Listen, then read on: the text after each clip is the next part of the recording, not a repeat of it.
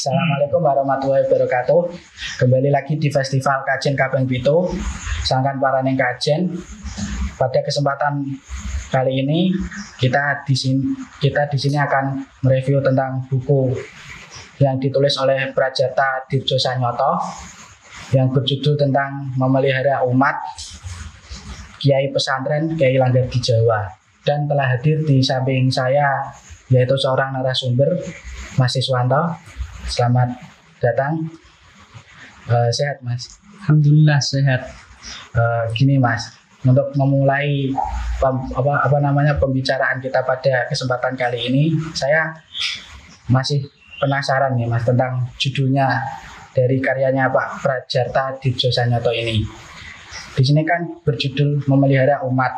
Nah, saya ingin tahu apa alasan kenapa kok umat harus dipelihara, Mas? Baik. Kenapa di sini judulnya dicetak besar memelihara umat?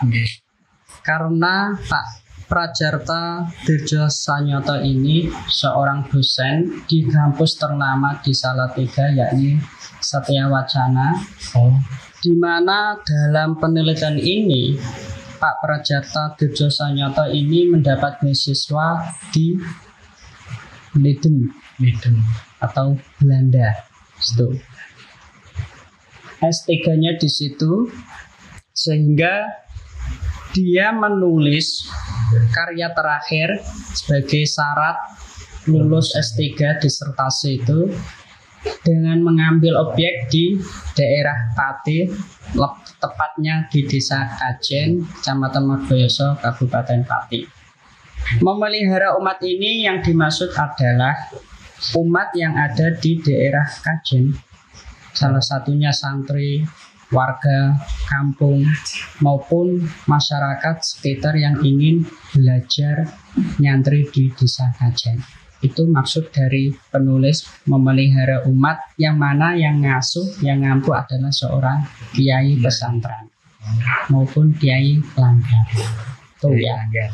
Ya. Di sini saya juga masih punya pertanyaan.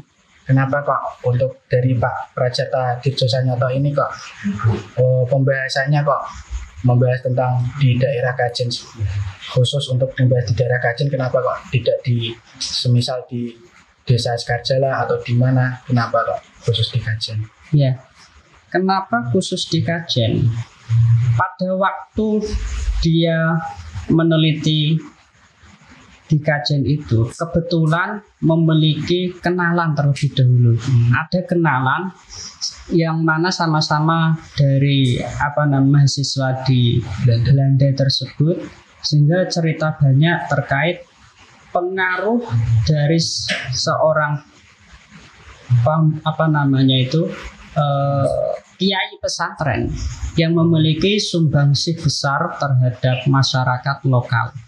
Selain itu, sumbangsihnya, pengaruhnya itu sampai ke kecamatan tetangga, yakni Tayu. Karena dalam ranahnya atau secara administratif, itu ada kewadenan, Tayu, Margoyoso itu masih satu lokasi. Dan penyebaran Islam itu sampai besar pesat itu sampai ke Tayu. Bahkan Tayu kita sendiri notabene adalah banyak dari orang Kristen, di mana Tionghoa ini masif penyebarannya dan banyak tokoh-tokoh di situ. Meskipun Kristen, tapi Islam juga sangat pesat sekali perkembangannya. Dan disitulah Pak Prajarta Dirjo Sanyoto ini tertarik untuk meneliti lebih detail lagi terkait tentang Desa Kajen sampai ke Tayu.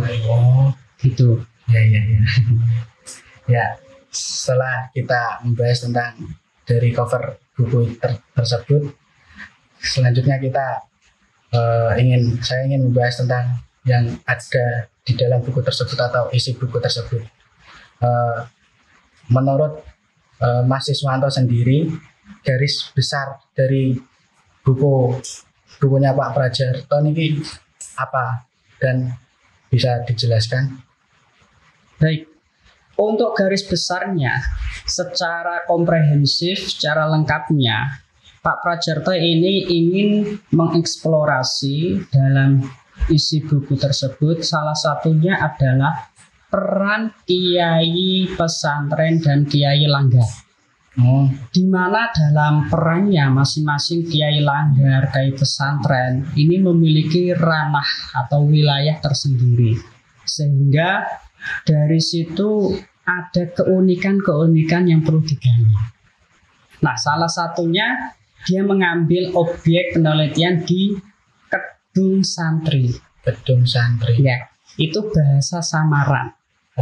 Dia Pak Prajoto ini unik. Dengan bahasa-bahasa samaran ini banyak pembaca kalau nggak jeli, nggak detail membaca secara komprehensif, secara detail, ini akan bingung. Kedung Santri ini mana? Nanti ada Melati Kidul, nanti ada Karang Arum, mana itu nama-nama samaran. Begitupun dengan istilah pengasuh pesantren. Di sini ada Kiai Muhdakir, ada Kiai Muhsan, ada Kiai Muhtadi, ada Kiai Mudi yang kita kenal dengan dalam buku Tersembah Mudi.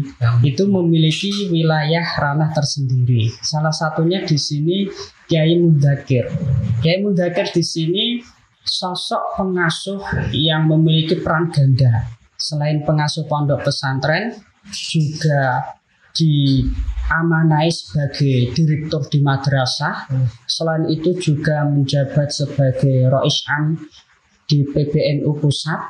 Selain itu juga dia menggagas apa itu namanya Biro Pengembangan Pesantren Masyarakat itu di Gedung Santri.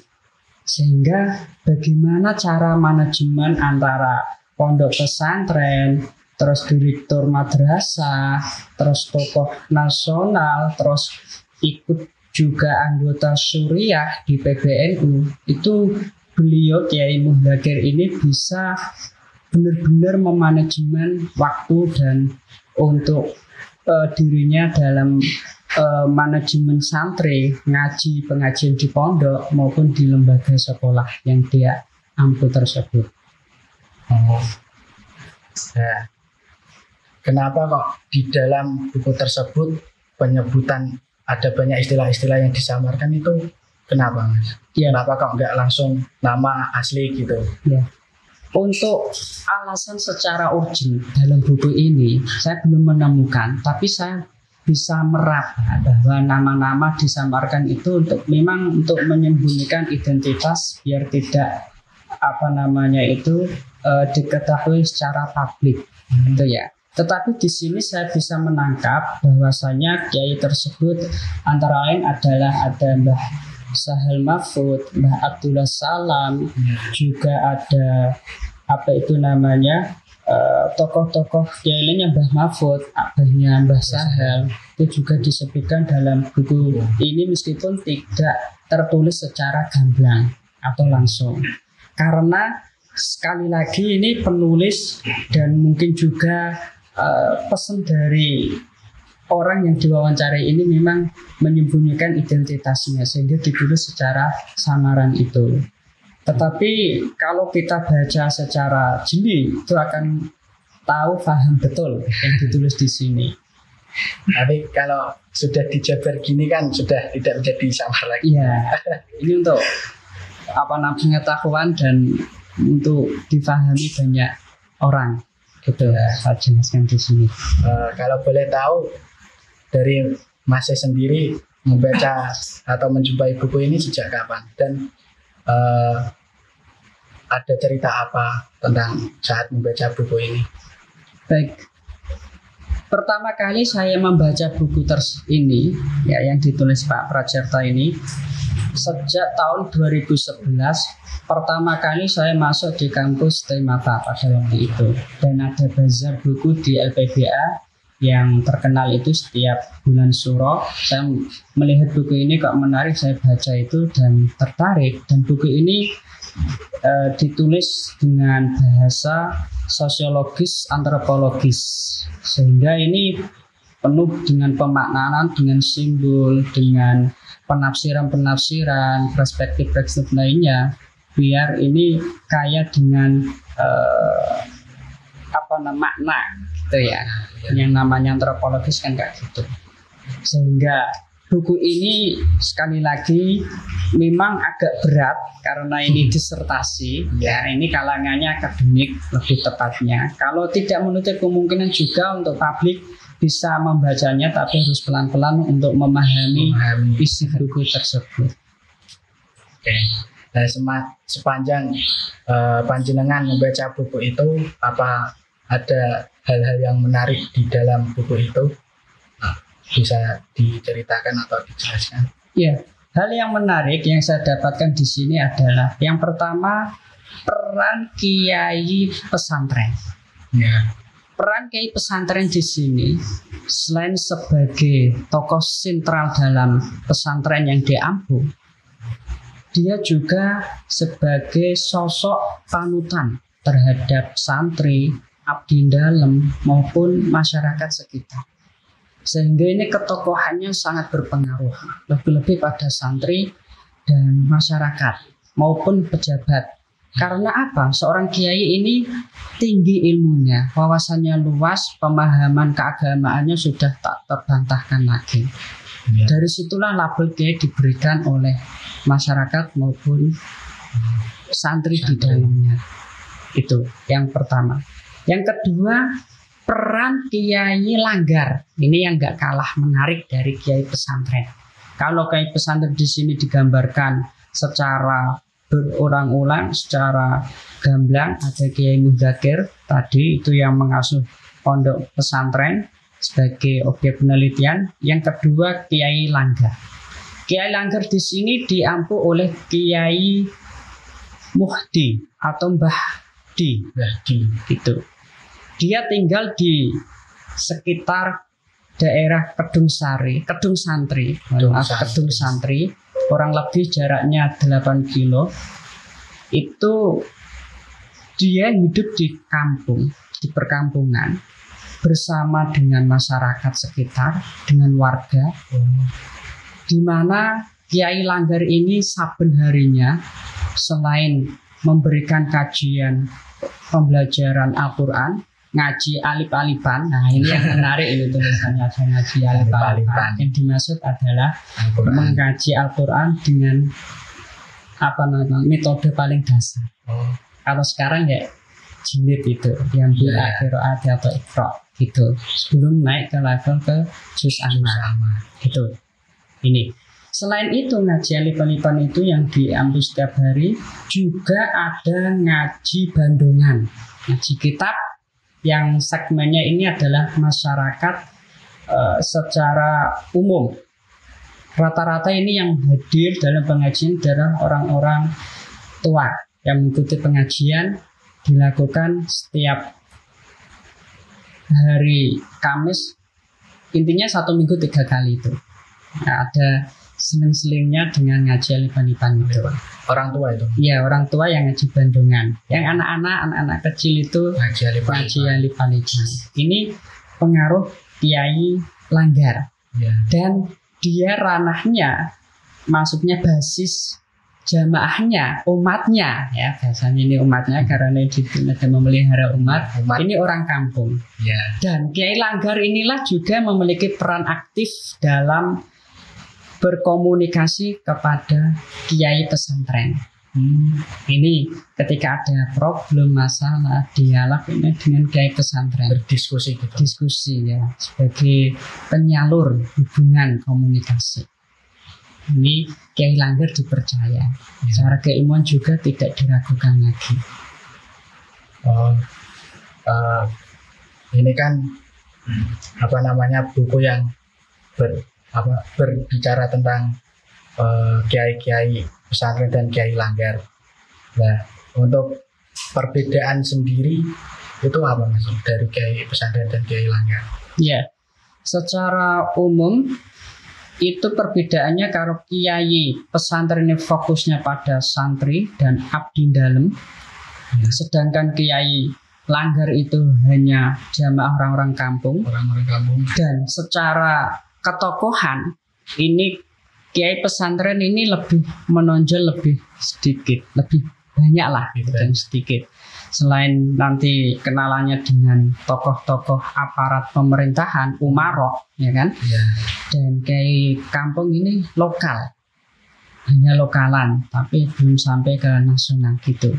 Karena mungkin jangkauannya juga Masih lokal. iya terbatas gitu ya. Kalau pesantren nanti banyak relasi, kenalan dan sebagainya, itu yang membedakannya. Dan berdirinya Kiai Langgar ini juga tidak lepas dari sistem kekerabatan, solidaritas, yang mana ini mulai berkembang biak, mulai masif perkembangannya. Itu ada satu kiai yang memulai mendirikan langgar atau musola, dan memiliki saudara lagi mendirikan lagi. Mulailah rame kiai langgar dan saling include, bersinergi. Nah, gitu. Menjadi membuat sebuah perkumpulan. Ya, itu ada kekerabatan sistemnya. Sistem Dan berkerabatan. mereka pun yang bisa mendirikan langgar atau musola itu mereka yang secara ekonominya juga kuat. Kuat. Oh. Ya, selain satu alasannya untuk berjamaah, beribadah, kedua sebagai tempat untuk majelis pengajian, ada juga sebagai tempat untuk beristirahat. Karena zaman dulu masih menggunakan kendaraannya kereta api, maka sebelum kereta api ini berangkat, mereka yang ingin musafir berpergian singgah di musola tersebut. Berarti disediakan tempat khusus untuk musafir. Iya, betul sekali. Ya, untuk relevansi dari bukunya Pak Prajarto pada zaman sekarang itu apa, Mas? Ya, buku ini sangat unik dan menarik, ditulis karena dengan gaya sosiologis, antropologis. Relevansi dari buku tersebut, yang pertama adalah nuansa klasik, khasnya, ya kan? Ya, Ini namanya sudah ejaan lama. ya ini ya kalau namanya ini masih menggunakan ejaan lama, tapi maksudnya nuansa klasik dalam dunia pesantren literasi masih kental. Misalnya ya, ketika nyaturi atau ingin membangunkan kiainya itu masih dengan unggah-ungguh, tradisi unggah-ungguh. Ini sangat budaya Jawanya ini kental, masih terbawa hingga sekarang dengan nada pelan halus, dengan cara membungkukkan badan ketika ngaturi itu juga sangat khas. Dan saya melihat di pesantren sekarang juga sama, masih membudayakan tradisi unggah-ungguh gitu. Tapi di beberapa pesantren sudah ada yang pakai sistem alarm. Iya, itu mungkin Itu pesantren gimana? yang modern ya. Iya. Yang klasik menjaga erat tradisi turos kitab kuning itu masih kayak gitu. pakai Saya ganggu. menemui pesantren-pesantren yang sekarang sama dengan pesantren tempo dulu itu caranya. Bernuansa klasik. Iya, itu salah satu relevansi dalam buku ini. Dan juga ini perlu kita tekankan lagi. Kalau dulu ini masih terjalin antara kiai langgar dengan kiai pesantren. Ya kan? Sekarang ini saya belum melihat itu. Integritasnya kiai langgar, kiai pesantren ini dalam satu majelis, dalam berdiskusi maupun saling mengisi pengajian, saling berkolaborasi. Ini saya belum melihat dan menemukan. Ya, masih banyak yang mempercayakan di kiai pesantren daripada kiai langgar untuk acara-acara gitu. Ya, bisa jadi kayak gitu. Dan yang unik lagi, kiai pesantren, meskipun tadi Kiai Mudzakkir ini dipercaya di jajaran Syuriah PBNU, tetap dalam tanda kutip koridor itu setiap suronan kholnya Mbah Mutamakin, meskipun ada acara penting di Syuriah PBNU saat itu, tetap beliau menghadiri acara khol Mbah Mutamakin. Inilah ikatan batin, ikatan emosionalnya ini masih kental kuat, sehingga dia meninggalkan acara-acara yang sifatnya penting demi menghadiri hal Mbah Ahmad Mutamakin. Ini yang luar biasa. Selain untuk menjaga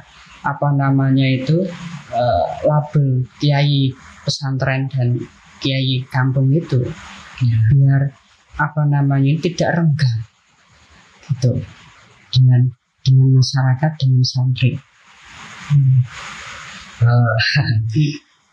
Yes, tadi panjenengan kan sudah banyak menjabarkan tentang isi dari buku Memelihara Umat ini.